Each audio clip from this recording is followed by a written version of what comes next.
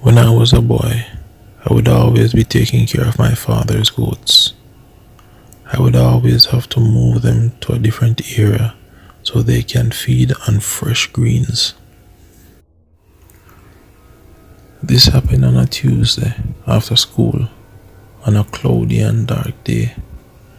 My father insisted that I bring the goats further into the forest behind our house and tie them under a tree as he believed it was going to rain that night.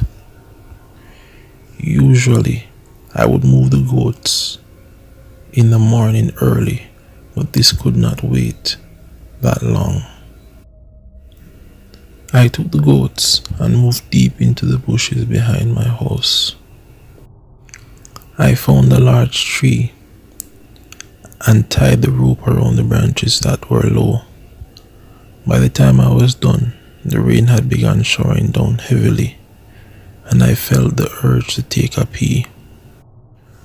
I went by a nearby tree and began to relieve myself when I noticed two eyes staring at me from a distance of about 25 feet. The eyes belonged to a man who seemed to be 6 feet tall. I was surprised as I was not expecting anyone to be this far into the bushes. I started to focus on this strange man. I realized that he was only wearing his underwear. He was skinny and also very dark, like he was covered in mud or tar of some sort. I finished doing my business right there and then and started to back up while looking at this complete stranger when he made a step in my direction. I turned and I cut, as we Jamaicans say. I ran all the way back to my house, never looking back until I was home, but I did not see him at all.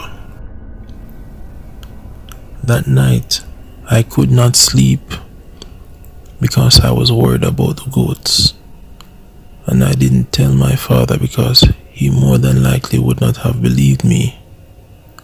Later that night, about 3 a.m., I heard the sound of a goat outside my window. As I had mentioned before, I could not sleep.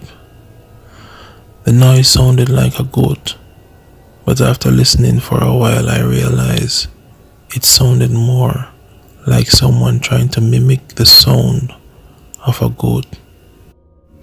I decided to go by my window as there was a small opening through the wood that I could peep through. I gasped when I realized that it was the same man that I had encountered that day.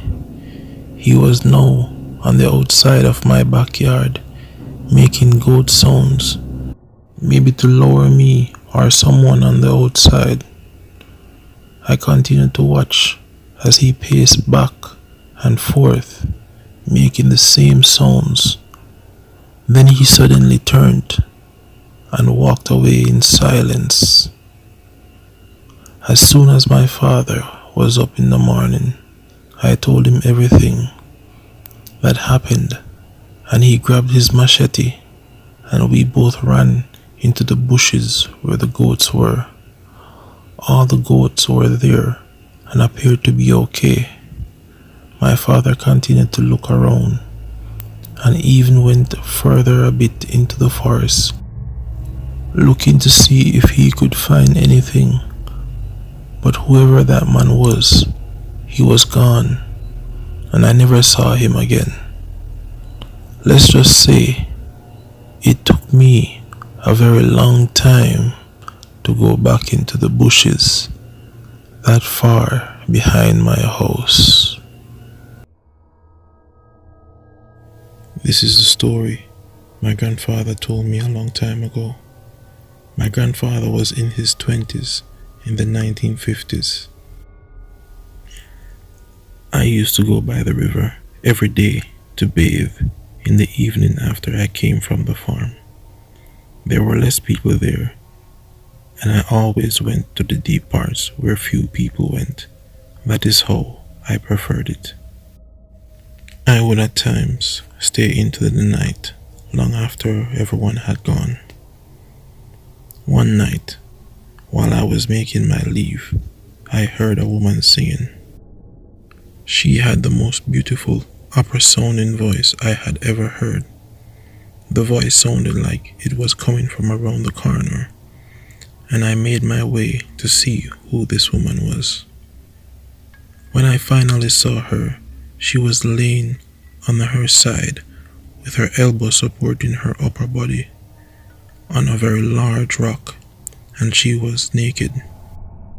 Her back was turned to me, but I could tell that her skin was beautiful as the moonlight reflected off her. Her hair was dark and puffy and spread out like tree branches. I started to look around to see where she had left her clothes, or to see if anyone was with her, and saw nothing. But when I looked back in her direction, she was gone, and the singing stopped. I looked around to see where she could have turned, but saw her nowhere. I was even looking to see if she was in the water near the rock where she sat, but there was no movement in the water. I looked around a bit more and left not knowing what to make of what I saw. It could have simply been my mind playing tricks on me. I went back every day after, but saw nothing or heard nothing, and soon the whole experience began to fade.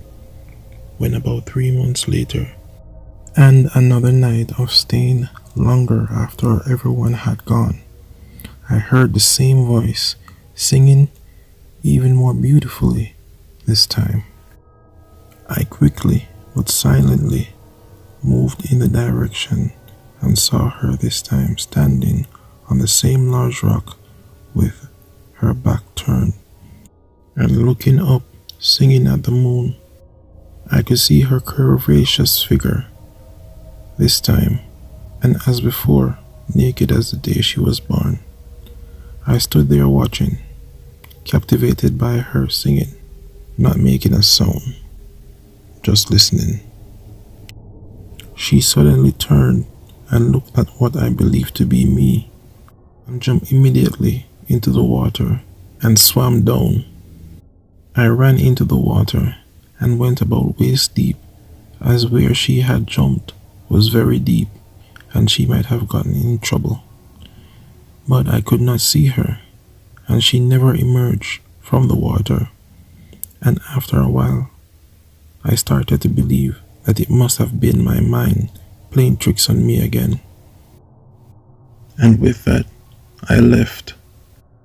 The next day came, and as soon as I was done, I was leaving, and I heard her again. This time, even more beautiful than ever before. I rushed towards her, not even trying to stay quiet, but just wanting to see her before she left. This time, she was on the same rock, but she was facing me, and she was the most beautiful woman I've ever seen. She was looking at me and then jumped into the water.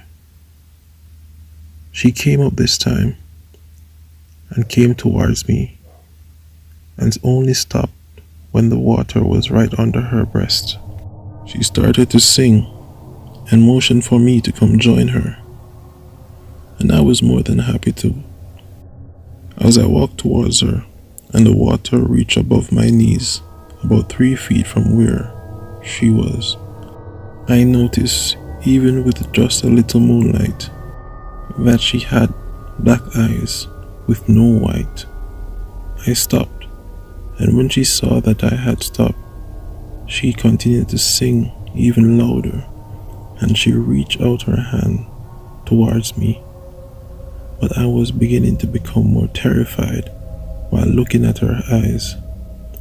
That is when she leaped at me, and I turned and ran as fast as I could out of the water and onto the banks of the river. I looked back and she was running after me, but her tongue was out. Her tongue was about 10 inches out of her mouth, and she had spiky teeth. I ran to the path leading away from the river to the road. I ran straight home, all the time while hearing footsteps behind me. When I reached home, I looked back and saw no one. I was just in my underwear, so you could imagine my folks wanted to know what had happened, but I was so terrified I could not speak right away.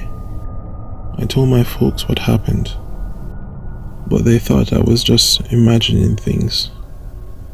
My grandfather, who was in his 90s at the time, told me that same night that he had a friend who visited a woman by the river every night, but one day he disappeared. No one ever saw him again. My grandfather, he never returned to the river by himself, nor did he ever stay late. This is the story he had told me. My grandfather doesn't believe in the paranormal, but this was his experience. He said he believed what he encountered was what we Jamaicans call a river mama, or better known by the world as a mermaid, but this one had no tail.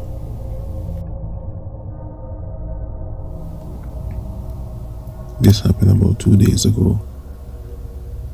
It hasn't left my mind, and I am even more paranoid. I figured telling my story would somehow help me get over it. It's New Year's Day, and making trips back and forth in a community I'd rather not say the name of. I had finished letting off the last passenger and was looking to head back in town when I saw a lady, rather a young woman. She saw my taxi and signaled to me to make a stop. Nothing out of the ordinary. That is how it has always been. I noticed while she was walking towards my car how attractive she was and how old school she dressed in her short. To be honest, I would expect a woman like this to be driven anywhere she wants, or even to have her own vehicle to go anywhere she wants instead of taking a cab. She entered in my back seat, though the front was clearly available, but I thought nothing of it. I asked her if she was going into the town. She responded, "No, up the road in this same community. I'm going to Peyton Avenue." I was a bit lost until I remembered there was actually a street by that name, but I have only ever been there once, and it was just to see what was there. There was only an old rundown abandoned villa and a dead-end road right after it. I expressed this to her and asked her if she was sure that that was the name of the street which she wanted to go. She replied that the property was bought and has recently been renovated.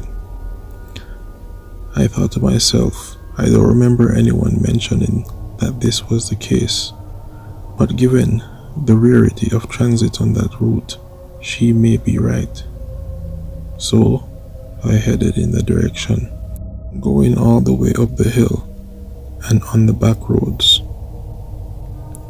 I decided that we could have a little convo on the way, and I asked, "How long has it been since the renovation of the villa?" And she replied, "A little before the Christmas holidays." She said that when I see the villa, I would love how it looks, and whenever there's a party event, she would invite me. I told her that would be nice. At this point, I turned onto Peyton Avenue, and after 30 seconds, and some more chit chat. I saw the villa in a distance. She was right. It was renovated, like new, and was looking very good.